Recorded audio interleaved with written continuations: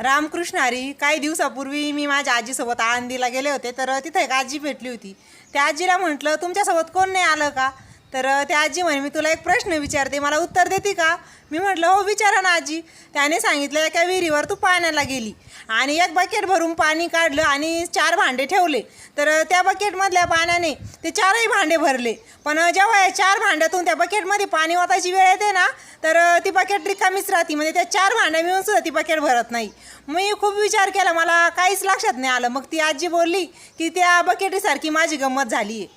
मग त्यावेळेस खरं सांगते, माझ्या आजीला तर रडूच आले आणि मला लवकर काही कळालंच नाही. पण नंतर कळालं की त्या आजीला 4 मुलं होते आणि त्या आजीने लहानाचे मोठे करून 4ही मुले ड्युटीला लावले आणि आता ते 4 मुलंसुद्धा मिळून तिला त्या म्हातारीला सांभाळत नव्हते. आता ती स्टोरी खूप मोठी आहे आणि ही फक्त स्टोरीच नाही आहे, हे खरोखर घडलेलं आहे. म्हणजे चक्क बाजरीची भाकरसुद्धा त्या सुनाने खाऊ दिली नव्हती, म्हणून ती रागात आळंदीला आली होती. तर ती माझ्या आजीला भेटली होती.